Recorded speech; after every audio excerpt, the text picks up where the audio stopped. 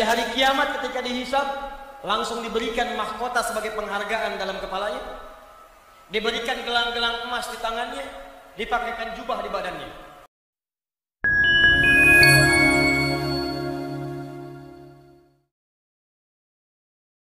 Ada amalan yang saat dikerjakan bukan sekedar hanya meningkatkan iman, tapi pertama akan memberikan jaminan dari Allah langsung bahwa hidup orang ini selama di dunia akan dijamin kemudahan oleh Allah Subhanahu wa taala. Di alam kubur akan dipelihara jasadnya utuh sampai menghadap kepada Allah. Dan di hari kiamat ketika dihisab, langsung diberikan mahkota sebagai penghargaan dalam kepalanya, diberikan gelang-gelang emas di tangannya, dipakaikan jubah di badannya. Dan yang paling dahsyat, saat masuk surga, dia diperkenankan menggandeng bapak ibu yang telah melahirkannya, bapak yang telah bekerja keras untuknya, istri yang mendampingi selama hidupnya, dan anak keturunan yang telah hadir dari kehidupan rumah tangganya. Semuanya akan dipimpin orang ini masuk ke dalam surga. Bukan surga biasa, tapi surga yang paling tinggi, dan disambut oleh semua malaikat di depan pintu surga.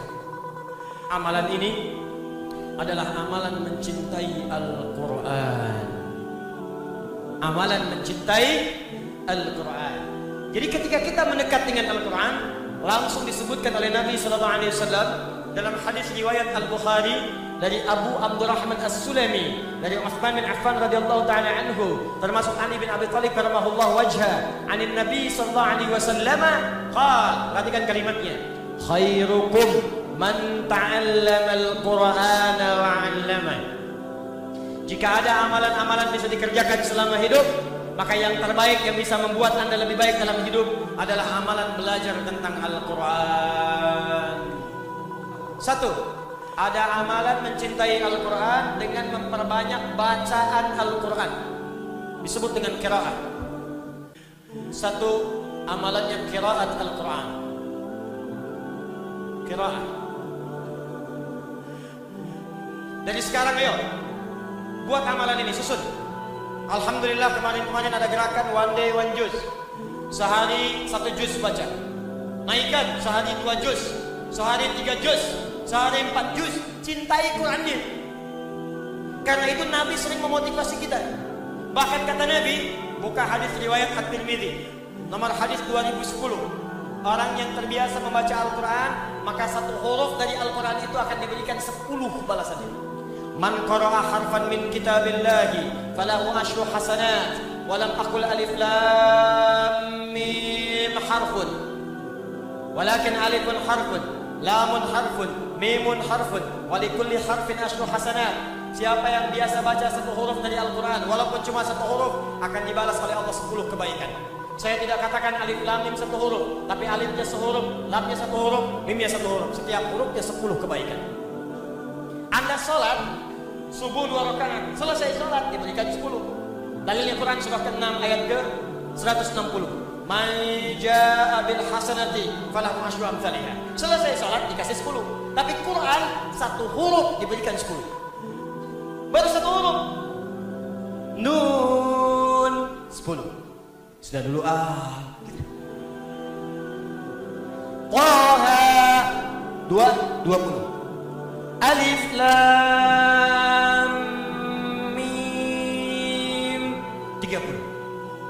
Jangan menghitung 1, 2, 3, 4, 5, 6, 10. Bukan begitu caranya, Joni. Di hadis Muslim, masuk masjid saja baru masuk sudah dapat 25. Kata Nabi cara ngitungnya 1 ke 2 500 tahun, 3 500 tahun, 3 ke 4 500 tahun. Jadi kalau ada sehari nggak baca Quran, kehilangan berapa ribu tahun Anda pahala di sisi Allah Subhanahu wa taala. Quran. Jika Anda merasa banyak maksiat, harus pintar, cari amalan-amalan paket hemat, dikerjakan pahala berlimpah. Baca Quran paling bagus.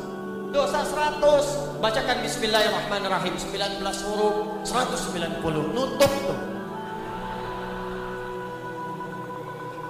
Tapi kalau 100 pada dosa masa, telinga belum, lisan belum, tangan belum, kaki belum, maka cari surat-surat yang kita baca dari awal sampai akhirnya.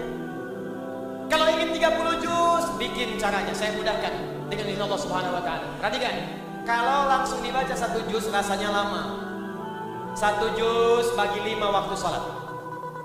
Subuh, zuhur, asar, maghrib, isya, bagi 5. Al-Fatihah gak usah dihitung. Contoh juz pertama Al-Baqarah 1 sampai 181. 141 bagi 5 berapa? Cepat. 28. Subuh 28 ayat, zuhur 28, asar 28, maghrib isya 28. Ustaz banyak, lama, saya harus berangkat kantor. Pendekin lagi, bagi 2. Sebelum subuh 14, setelah subuh 14. Sebelum zuhur 14, setelah subuh, setelah zuhur 14. Terus 14, 14 ayat itu berapa menit sih? Paling lama 5 menit. Apa nggak punya waktu 5 menit untuk menggugurkan dosa Anda? Apa nggak punya waktu 5 menit untuk akhirat Anda? Bahkan Anda di sekarang, Masya Allah, di mobil bisa tilawah Quran, di jalan bisa baca Quran, cuma 5 menit. Jika Anda bisa investasi 5 menit dengan sesuai rumus ini, sehari selesai 1 juz, 30 hari sebulan selesai 30 juz. Ustaz belum sampai, cari wirid-wirid kata Al-Imam An-Nawawi.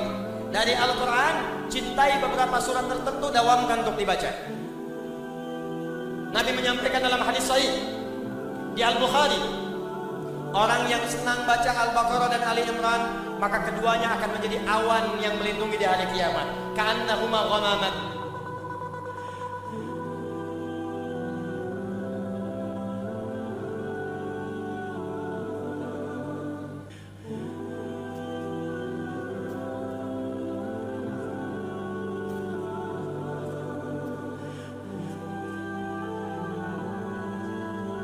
Semua surah dalam Al-Quran punya keutamaan. Maka silahkan Al-Baqarahan, Ali Imranan, An-Nisaan, Yasinan, Al-Kahfian, ya. Jangan cuma Qul Huwallahan, Qul Al-Falaqan, An-Nasan. Cari ayat-ayat, cari surat-surat yang kita bisa jadikan wirid. Buka kitabnya Imam An-Nawawi sebelum menulis Al-Arba'in 42 hadis, Riyadhus Shalihin 1896 hadis. Sebelum menulis kitab Syarah Sahih Muslim 9 jilid, beliau menulis At-Tibyan fi Adab Hamalatil Quran. At-Tibyan fi Adab Hamalatil Quran. Klik di Google At-Tibyan Al-Imam An-Nawawi, keluar muncul. Cari terjemahannya. Kalau punya kitabnya cari terbitan Darun Nafais halaman 52, paling kanan di pertengahan. Beliau menyampaikan ada kebiasaan salafus saleh di sejak zaman dahulu, mereka kalau sedang akan tidur atau dalam kebiasaan hariannya punya wirid bacaan-bacaan Al-Quran. Nabi mencontohkan wirid sebelum tidur, baca Al-Ikhlas, Al-Falaq, An-Nas, ayat kursi. Bacakan ayat kursi supaya mencegah setan mengganggu dalam tidur kita. Tapi setannya kuat Ustaz, tidak cukup dilempar dengan ayatnya, lempar dengan kursinya sekalian. Biasakan baca. Ternyata ada di antara orang salaf membiasakan baca Al-Baqarah karena ingin dinaungi di hari kiamat. Baca Al-Baqarah sebelum tidur, baca. Allahu Akbar. Saking dekatnya dengan Al-Quran, maka dia dijaga oleh Qurannya. Ternyata sekali waktu dia tertidur, belum sempat baca Al-Baqarah saking lelahnya. Tiba-tiba dia bangun pertengahan malam. Bangun. Temannya kaget terkena bagian tangannya, dia bangun juga. Dia bertanya, "Madza bika? Kenapa kamu?" Kata orang ini, "Wallahi ra'aitu fil manam laqad natahaddil Baqarah." Saya tadi ketiduran. Dalam tidur saya mimpi diseruduk Al-Baqarah. Di saking seringnya baca Al-Baqarah, ayat itu, surat itu menjadi dekat dengan dia. Kamu belum baca saya. Bahkan sebelum datang hari kiamat untuk menaungi dia dari sengatan matahari yang sangat terik, di alam dunia pun dijaga dengan surat yang biasa dia baca. Biasakan. Pasang target. Ustaz saya belum lancar. Berita baik dari Nabi At-Tirmidzi, nomor hadis 2020. Perhatikan kalimatnya. Walladzi yatata'ta wa huwa syaqqun 'alaihi falahu ajran. Orang yang baru belajar baca Quran, terbata-bata bacanya. Orang baca alif lam mim, dia baca alif lam mim, falahu ajran, dia mendapatkan pahala 2 kali orang yang lancar. Oh, kalau gitu saya terbata-bata aja Ustaz ya. Maksudnya satu pahala ikhtiarnya, yang kedua pahala bacanya. Sedangkan orang yang lancar dapat pahala plus ma'asyaratil kiramil bararah, akan diiringi hidupnya oleh malaikat yang menjaga dia.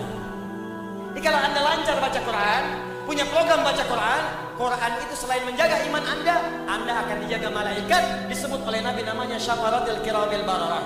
Kiram artinya mulia. Jadi orang yang dekat dengan Al-Quran akan dijaga kemuliaan hidupnya, dijaga dari perbuatan maksiat. Jadi kalau Anda terbiasa tilawah Quran, rajin baca Quran, nanti akan ada malaikat di sekitaran kita akan menjaga supaya Anda tidak berbuat maksiat. Sebab kalau Quran masuk ke dalam tubuh kita, yang kotor keluar, malaikat menjaga. Cuman karena malaikat sifatnya gaib, tidak tampak. Kalau tampak Anda susah. Begitu mau jalan, saya bentang. Kamu siapa? Malaikat maut. Gak jadi baca Quran. Malaikat. Yang kedua, mencintai Quran dengan tilawah. Satu qiraah, dua tilawah. Kalau qiraah sekedar baca, tidak menuntut pemahaman. Kalau tilawah, dari asal kata tala yatlu tilawatan, punya tiga arti. Al-qiraatu wal fahmu wal amalu bima fuhima. Baca, pahami, amalkan. Itulah tilawah. Makanya ketika ada orang baca Quran, cuma baca disebut qari dari qiraah. Tapi seringkali orang tua kita suka mendampingi dengan yang menerjemahkan supaya maknanya dipahami. Saat dia menerjemahkan, dia disebut apa namanya? Ada orang baca, ada orang menerjemahkan. Yang menerjemahkan disebut apa? Tuh, tilawahnya muncul, sari tilawah. Sebetulnya cuma tilawah saja, nggak pakai sari. Cuman mungkin di Indonesia yang pertama kali tilawah namanya busari, makanya disebut sari tilawah. Ya. Tilawah saja, tilawah. Tapi tidak salah kalau yang disebut sari tilawah. Tilawah itu intinya menggali makna-makna Al-Quran untuk diamalkan dalam kehidupan. Nah, sekarang silakan, gak usah sulit-sulit. Yang kita butuhkan apa yang Anda kerjakan itu apa? Contoh, maaf ya maaf, Anda sudah jadi ayah berapa tahun? Ibu di bawah sudah jadi ibu berapa tahun? Kenapa Anda tidak mengeluarkan ayat-ayat tentang ayah dan ibu? Pelajari, praktekkan, amalkan. Maka disitulah muncul samara, sakinah, mawaddah, rahmah. Kapan samara itu muncul? Kalau Anda dekat dengan Allah. Karena itu keluarkan bimbingan dari Allah dalam Al-Quran, dibawa ke rumah tangga. Anda pekerjaannya apa? Bisnis Ustaz, keluarkan ayat-ayat tijarah dalam Al-Quran, bimbingan bisnis dalam Al-Quran. Anda kerja di mana?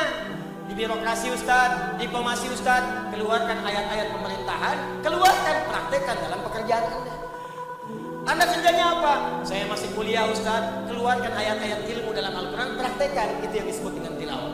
Tafsirnya disebut tafsir maudhu'i, tafsir tematik. Mempelajari Al-Quran untuk mengamalkannya. Itu yang banyak dipelajari oleh sahabat-sahabat Nabi SAW. Kata Abu Abdurrahman As-Sulami, aku sejak belajar, akhadtu Al-Qur'ana an qaumin. Aku belajar Quran dari sekelompok orang. Yang dimaksud sekelompok orang ini sahabat. Yang aku perhatikan mereka, kata Abu Abdurrahman As-Sulami, setiap mereka belajar 5-10 ayat, paling banyak 10 ayat, maka mereka tidak akan melanjutkan pada ayat setelahnya sebelum mengamalkannya. Baca, amalkan, baca, amalkan, baca, amalkan. Bahkan Amr bin As mengatakan, aku khawatir saat ini banyak orang yang belajar Al-Quran, sedikit hafalan tapi banyak mengamalkan.